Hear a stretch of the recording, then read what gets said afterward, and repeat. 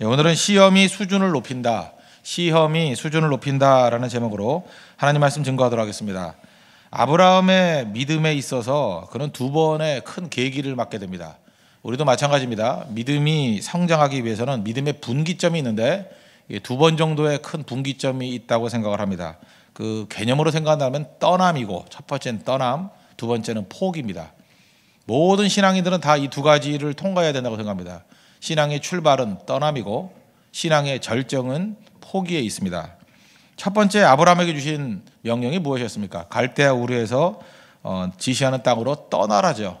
창세기 12장 1절에 나와 있습니다. 너는 너의 고향과 친척과 아버지의 집을 떠나 내가 내게 보여줄 땅으로 가라. 인생의 첫 번째 분기점이었습니다.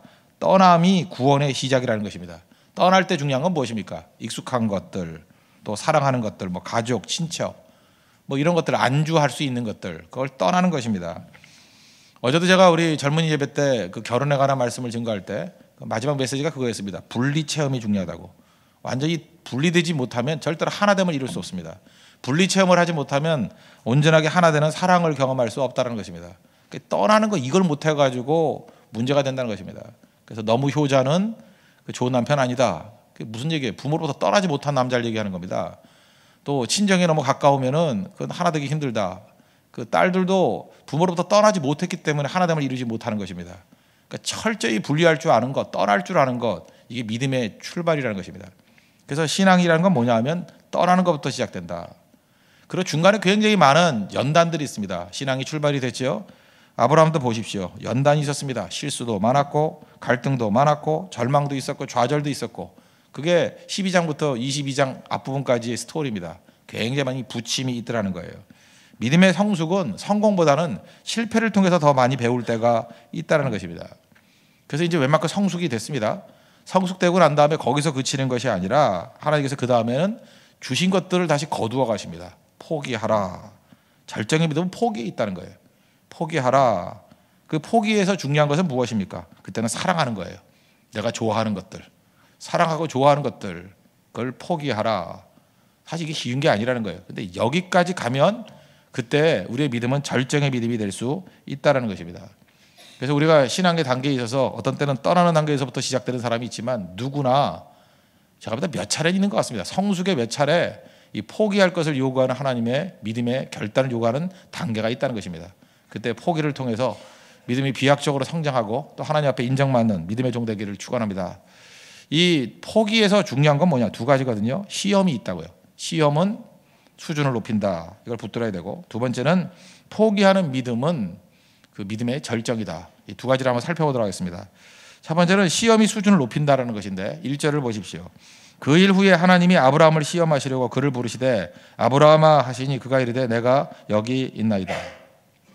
보통 때는 하나님이 오실 때 왜 오셨습니까? 도와주러 오십니다. 여호와 하나님은 나의 도움이시기 때문에 내가 산을 향하여 눈을 들리라. 나의 도움이 어디서 올꼬? 나의 도움이 천지를 계신 여호와에게서 오로다. 하나님은 에젤의 하나님입니다. 그죠? 엘리 에젤, 하나님의 도움. 하나님 우리를 돕기 위해서 오십니다. 이게 이제 시작이에요. 그런데 절정의 믿음이 되었을 때 그때는 빼앗기 위해서 오신다는 거예요. 다 주시고 난 다음에 다시 줄래. 사실 그게 시험이라는 것입니다. 시험하시려고 오셨다라는 거예요. 여러분, 아무리 높은 수준의 강의, 뭐 예를 들어서 뭐 그 각 분야의 전문가들 있지 않습니까? 뭐 빌 게이츠 같은 사람이 와서 강의를 한다. 뭐 재정에 관해서는 워런 버핏이 와서 강의를 한다. 최고 수준의 강의가 있죠. 그런데 최고 수준의 강의를 들었다고 해서 수준이 높아지는 건 아니라고 생각합니다. 저희 이상했어요. 저렇게 높은 수준의 강의를 듣고 왜 성장을 못하나? 이유가 있습니다. 시험이 없어서 그렇습니다. 높은 수준의 강의는 공개 강좌잖아요. 공개 강좌에서는 절대 실력이 안 들어요. 아무리 타고난, 여기도 선생님들 많이 계시는데 아무리 탁월한 선생님이 강의를 한다 할지라도 공개 강좌를 통해서 성숙이 이루어지거나 성장이 이루어지는 경우는 거의 없습니다. 반면에 아주 평범한 선생님입니다. 별로 두각을 나타내는 선생님도 아니고 그냥 평범합니다. 근데 그런 선생님 밑에서 배우는 학생들이 부쩍부쩍 성장을 해요. 이유가 뭐냐? 그 선생님에게는 학점을 줄 수 있는 능력이 있어요. 그 선생님에게는 시험을 볼 수 있는 권한이 있어요. 시험입니다. 시험이 있기 때문에 성장하고, 시험이 있기 때문에 수준이 높아지게 된다는 것입니다. 하나님도 마찬가지입니다. 우리 신앙생활을 공개 강좌 같이 하는 사람이 있어요. 뭐 듣고 좋아요. 그죠? 뭐 여기저기 인터넷 서핑을 하면서 자기 귀에 좋은 거 지식으로 그런 걸 아는 것 같이 보이지만 그 사람은 절대로 높은 수준으로 갈 수 없다는 것입니다. 말씀 붙들고 시험 봐야 돼요. 시험. 통과해야 된답니다. 그래서 한 단계를 높이게 될 때 그때 진짜 내 것이 될 수 있다는 것입니다. 미국의 신학교들 되게 많이 있습니다. 그 중에서도 이 중부 시카고에 가면 트리니티라는 학교가 있습니다. 이 학교는 논문 심사 까다롭기로 유명해요. 그리고 또 우리 한국 사람들이 좀 싫어하는 게 어학이거든요. 여기는 언어를 한 7가지를 해야지 학위를 줘요. 뭐 하다못해 고대어뿐만 아니라 그 프랑스, 독일어 이런 것도 해야 돼요. 그러니까 우리 얼마나 힘듭니까? 영어 하나도 벅찬데 여러 가지 언어를 웬만큼 수준으로 해야 되거든요. 그래서 대부분 이제 석사 정도만 여기서 하고 다 도망칩니다. 딴 데로. 왜? 너무 힘드니까 학위 좀 쉽게 받을 수 있는 곳으로. 그러다 보니까 이 학교는 시험이 까다롭게 유명하거든요.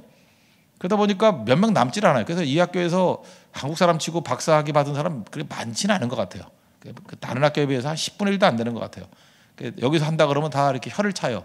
왜 그런 어려운 학교에서 고생을 하고 있냐? 딴 데로 가라. 뭐 이렇게 얘기하는 경우가 많이 있다는 것입니다. 그런데 반대로 여기를 통과한 사람들은요, 굉장한 자부심을 갖고 있어요. 나 이 학교에서 학위 받았다는 거예요. 여기 통과했다는 거예요. 그리고 주변에 있는 사람, 아는 사람들은 그 권위도 인정해 준다는 것입니다. 시험이 왜 중요해요? 약점과 부족함을 다 보완해주고 통과하기만 한다 그러면 그거보다 중요한 것은 없기 때문에 그렇다는 것입니다. 하나님께서 여러분들 신앙생활할 때 공개 강좌로 하길 원하시겠습니까? 아니죠. 강의 수준이 아니에요. 하나님의 강의 수준도 공개 강좌 할 정도로 높은 수준이 될 수 있겠지만 항상 시험 보신다는 것입니다. 그래서 시험을 통해서 내 것으로 만드는 거예요. 아브라함도 사실 이전까지 하나님 다 믿었잖아요. 뭐 지식으로 볼 때 21장까지 뭐 모자란 거 있겠습니까? 그런데 하나님 왜 시험하셨어요? 그것을 통해서 네가 어느 정도 믿음을 가졌는지 만찬에 알려주라, 그런 의미도 있지만 또 하나는 뭐예요? 그 믿음을 내 것으로 정착시키라는 거예요.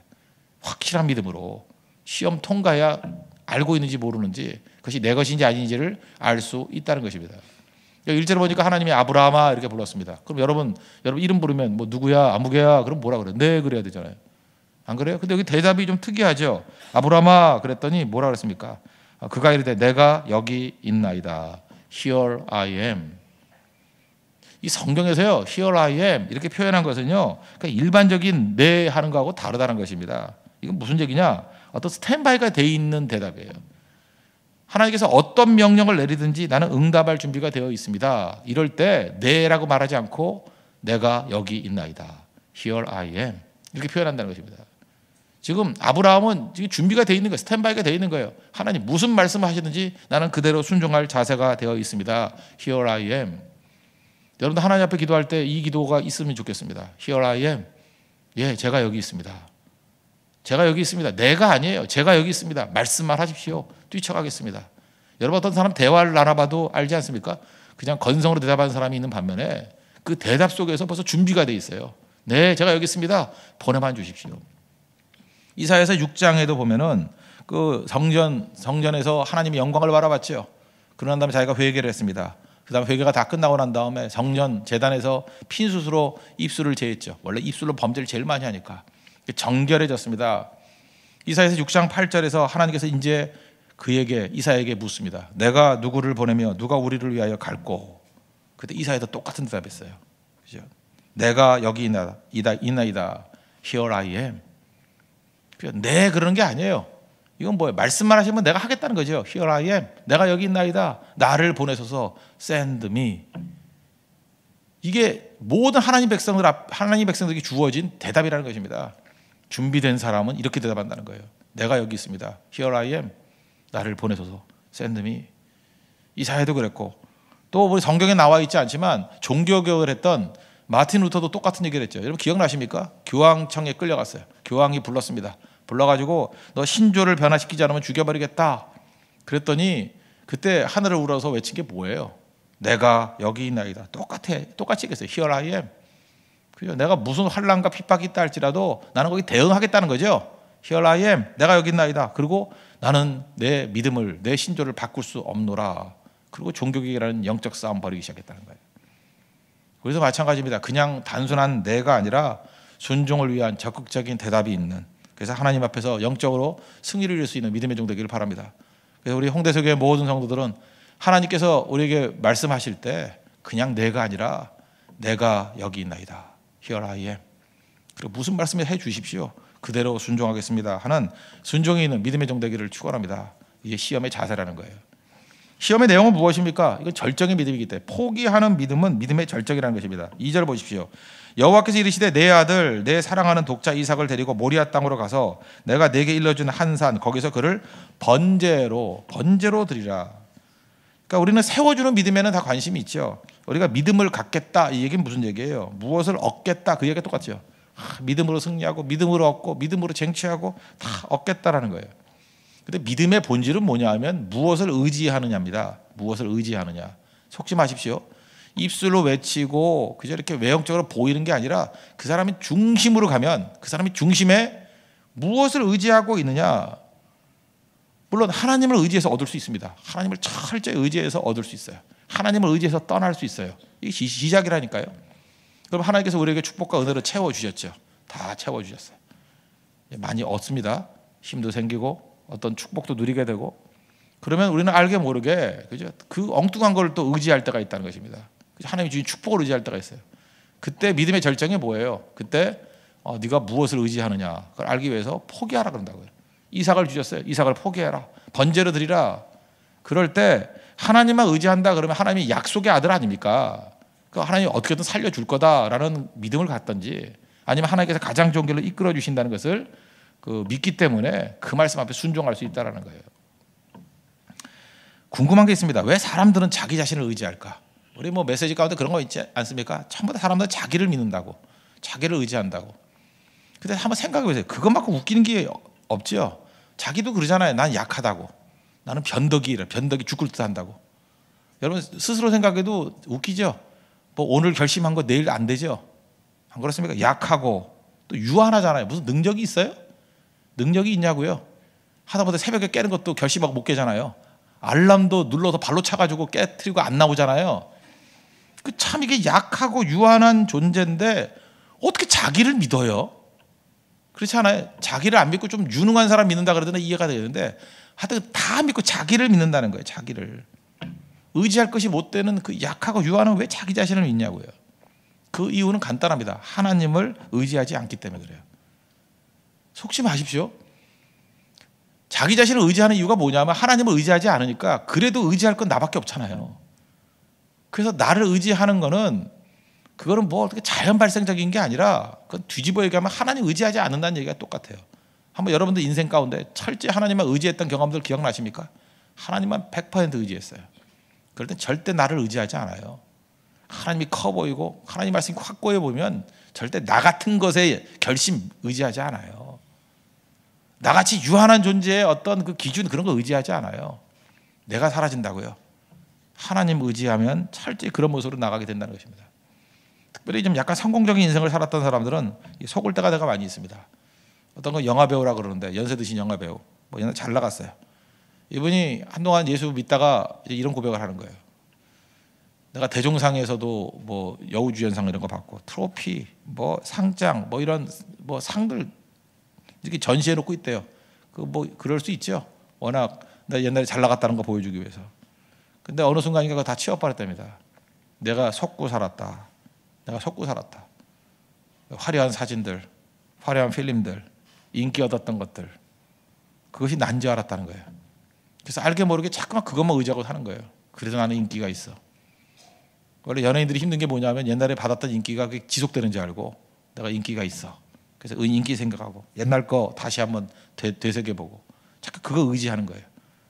아무도 알아보는 사람도 없는데 내가 나가면 누가 알아볼 거야 하고 모자 뒤집어서 가고 몰라요.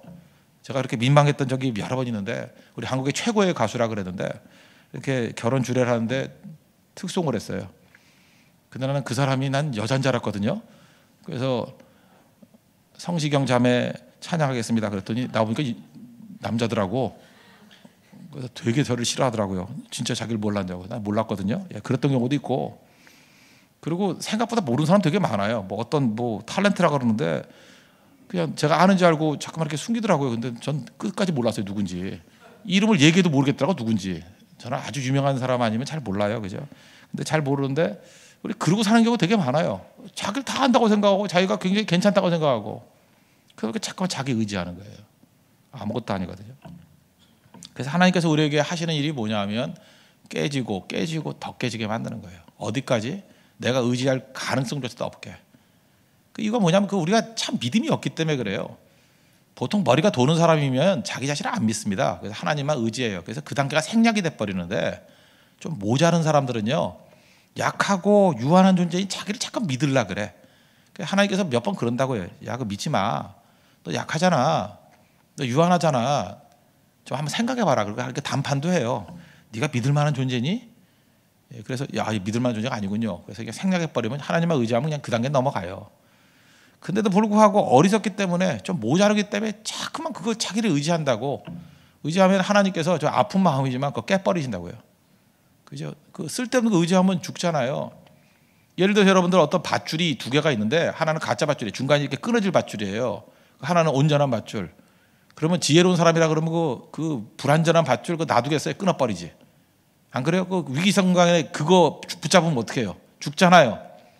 그래서 튼튼한 밧줄 외에는 잘라버리는 게 은혜죠. 그렇지 않아요? 이거는 불량품이야. 이거 의지하면 안 돼 하고 잘라서 버린다고. 그 아까운 것을 그래도 모양이라도 좋은데.